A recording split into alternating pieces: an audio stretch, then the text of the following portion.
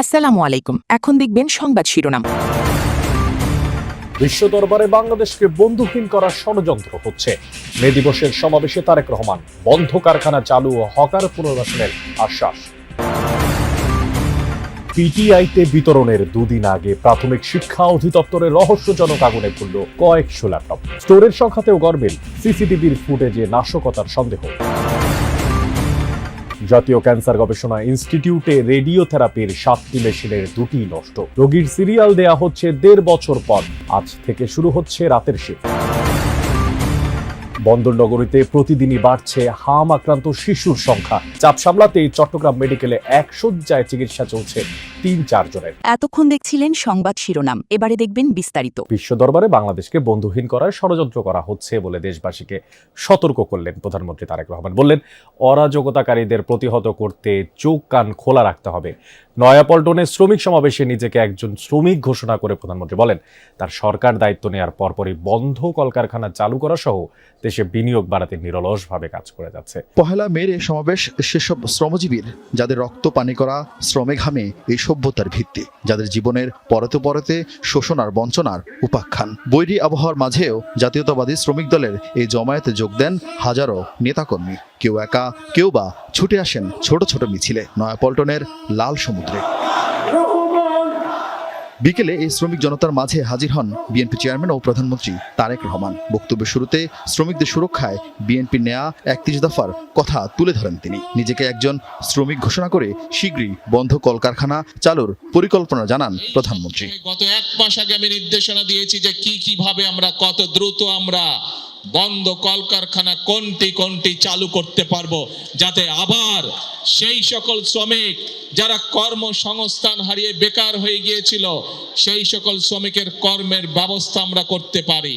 আপনারা যেমন বিভিন্ন সেক্টরে কাজ করেন, আপনাদের খাতায় আমি আমার নামটি লেখাতে চাই একজন শ্রমিক হিসাবে। একটি গোষ্ঠী বাংলাদেশের মানুষের ভাগ্যের পরিবর্তন চায় না বলে মন্তব্য করেন প্রধানমন্ত্রী। বলেন, তারা যতই ষড়যন্ত্র করুক, বিদেশিরা নির্বাচিত সরকারের সাথে কাজ করতে উন্মুখ। তারা চেষ্টা করছে এখন বিশ্ব দরবারে প্রথমে বাংলাদেশকে বিতর্কিত একটি অবস্থানে নিয়ে যাওয়ার জন্য। তারা চেষ্টা করছে বিশ্ব দরবারে বাংলাদেশ যাতে বন্ধুহীন হয়ে পড়ে। কিন্তু বিশ্ব দরবার দেখছে বর্তমান সরকারের পেছনে বাংলাদেশের মানুষের জনগণের সমর্থন রয়েছে। সেজন্যই বিশ্ব দরবার তাদের কথায় কর্ণপাত করছে না। আপনাদেরকে সজাগ হতে হবে, আপনাদেরকে সতর্ক হতে হবে, আপনাদেরকে জেগে উঠতে হবে, আপনাদেরকে তাদের ষড়যন্ত্র প্রতিহত করতে হবে, জবাব দিতে হবে। বিএনপি চেয়ারম্যান কথা বলেন সরকারের সামাজিক কর্মসূচি নিয়ে। বলেন, হকার উচ্ছেদ হলেও তাদের পুনর্বাসনও করবে সরকার। তারা যাতে শান্তিতে ব্যবসা বাণিজ্য করতে হয়, কোন রকম বিশৃঙ্খলার মধ্যে যাতে তাদেরকে পড়তে না হয়, সেই জন্য বিভিন্ন জায়গা ঠিক করে তাদেরকে ধীরে ধীরে সেই জায়গায় আমরা পুনর্বাসনের চেষ্টা করছি। প্রাইমারি টিচার্স ট্রেনিং ইনস্টিটিউট পিটিআইতে বিতরণের 2 দিন আগে আগুনে পুড়ল প্রাথমিক শিক্ষা অধিদপ্তরের স্টোরে রাখা ল্যাপটপ। আগুন লাগার রাতে সিসি ক্যামেরার ফুটেজে ভবনের ভেতরে এক ব্যক্তিকে দেখা গেছে। সন্দেহ করা হচ্ছে এটি কোনো দুর্ঘটনা নয়, কেউ আগুন লাগিয়ে দিয়েছে। কারণ স্টোরে 735টি ল্যাপটপ থাকার কথা থাকলেও আগুন নেভানোর পরে 83টি কম ল্যাপটপ। মিরপুর প্রাথমিক শিক্ষা অধিদপ্তরে এভাবেই পড়ে রয়েছে আধা পড়া ল্যাপটপ সহ নানা সামগ্রী, যেগুলো 2 দিন পরেই বিতরণ করার কথা ছিল। শুক্রবার ভোরে রহস্যজনকভাবে লাগা আগুনে ছাই হয়ে যায় প্রায় অধিকাংশ ল্যাপটপ। ঘটনার সময়কার সিসি ফুটেজ বিশ্লেষণ শুরু করেছেন পিবিআই কর্মকর্তারা, যেখানে দেখা যায় শুক্রবার রাত 2:48 দিকে একজন ব্যক্তি শিক্ষা অধিদপ্তরের বিভিন্ন রুমে আসা যাওয়া করছে। তারপরই ঘটে অগ্নিকাণ্ড। ওই পাশে আমি টহল দিয়ে আসার পরে দেখি ধোঁয়ার মতো লাগতেছে। তারপরে স্যার আমি ছাতি নিয়ে একটু আগে আসার পরে দেখি যে ধোঁয়া। পরে সিসি ক্যামেরা দেখার পরে স্যার আমি বুঝতে পারছি যে লোক ঢুকছে। সিসি ক্যামেরার ফুটেজ বা অন্যান্য জিনিসগুলো আমরা যাচাই করেছি। সেখানে খুব অল্প সময়ের জন্য একজন অপরাধীকে মুভমেন্ট করতে দেখা গেছে ক্যামোফ্লেজ অবস্থায়। তালাটা কোনোভাবে না ভেঙেই ঢুকেছে এবং বেরোনোর সময় আগুন লাগিয়ে দিয়ে বেরিয়ে এসেছে, এটা আমাদের কাছে মনে হয়েছে। এখানে কারা ইনভলভমেন্ট আছে এটা আমরা যাচাই করে দেখছি। শিক্ষা অধিদপ্তরের এই স্টোরে বিতরণের জন্য 735টি ল্যাপটপ ছিল, কিন্তু আগুন নেভানোর পর 83টি ডিভাইসের অস্তিত্বই মেলেনি। এ ঘটনায় 3 সদস্যের তদন্ত কমিটি গঠন করা হয়েছে। 5 কর্মদিবসের মধ্যে রিপোর্ট দিতে বলা হয়েছে। ওখানে ল্যাপটপ ছিল, আমাদের পিটিআই ইনস্ট্রাক্টর এবং মাঠ পর্যায়ে যে কর্মী আছে ওনাদেরকে বিতরণের জন্য অলরেডি তদন্ত গঠন করেছি এবং 3 সদস্য বিশিষ্ট করেছি, আমাদের একজন ডাইরেক্টরকে হেড করেছি। শুক্রবার ভোররাতে ভবনের 2 তলায় আগুনের ধোঁয়া দেখতে পান আনসার সদস্য। পরে ফায়ার সার্ভিস তাদের প্রায় 1 ঘন্টার চেষ্টায় আগুন নেভানো হয়। সিসি ক্যামেরার ফুটেজে দেখা যায় রাত 2:48 এই জানালা দিয়ে এক ব্যক্তিকে প্রবেশ করতে। তার কিছুক্ষণ পরেই আগুন লাগে। এরপর পুড়ে যায় ল্যাপটপ সহ অন্য সামগ্রী। ধারণা করা হচ্ছে সেই ব্যক্তি এই আগুন লাগার ঘটনার পিছনে জড়িত আছে কিনা। আইনশৃঙ্খলা বাহিনী এর পেছনে কারা জড়িত সে বিষয়ে খতিয়ে দেখছে।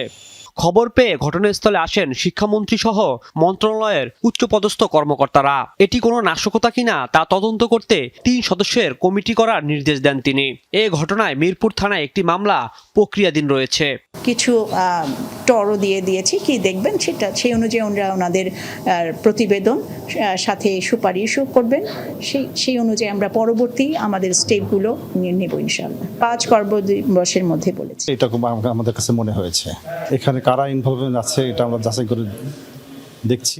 হতাশাজনক তবে সত্য, ক্যান্সারের কোষ ধ্বংসে যেই রোগীর এখনই রেডিওথেরাপি প্রয়োজন সেই রোগীকে থেরাপির সিরিয়াল দেওয়া হচ্ছে 1.5 বছর পর। এই অবস্থা খোদ জাতীয় ক্যান্সার গবেষণা ইনস্টিটিউটের। প্রতিদিন 200 রোগীকে সেবা দেওয়ার সক্ষমতা থাকলেও রেডিওথেরাপির অপেক্ষায় আরও প্রায় 5,500 রোগী। রোগীর চাপ কিছুটা সামলাতে আজ থেকে রাতেও থেরাপির ব্যবস্থা করছে হাসপাতাল কর্তৃপক্ষ।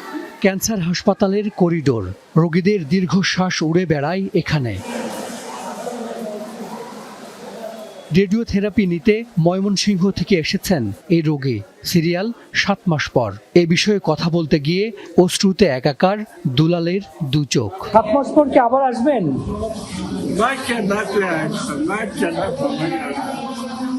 বাইচে থাকলে আসবেন। ক্যান্সারের শেকড় গলা চেপে ধরেছে দুলালের, বেঁকে গেছে চোয়াল। মুখ ঢেকে রাখলেও বুক জুড়ে তার চিকিৎসা না পাওয়ার হাহাকার। কিনে দেওয়ার মতন যোগ্যতা নাই। ওনার অবস্থা এখনই আশঙ্কাজনক। আমার মনে হয় না এতদিন পর্যন্ত ওনাকে ওয়েট করানো, অপেক্ষা করে রাখা যাবে কিনা। জাতীয় ক্যান্সার গবেষণা ইনস্টিটিউটের থেরাপির সিরিয়াল পেতে তার মতো অপেক্ষায় আরও অনেক রোগী। যাদের অবস্থা কিছুটা ভালো তারা সিরিয়াল পাচ্ছেন আগামী বছরের সেপ্টেম্বর বা অক্টোবর মাসে। স্তন ক্যান্সারে আক্রান্ত এই রোগীর সিরিয়াল পড়েছে 14 মাস পর। যাদের বেসরকারি হাসপাতালে চিকিৎসা নেয়ার সামর্থ্য নেই তারাই আসেন এই হাসপাতালে। দীর্ঘ সিরিয়ালের খবর জেনেও এই অসহায় অপেক্ষা।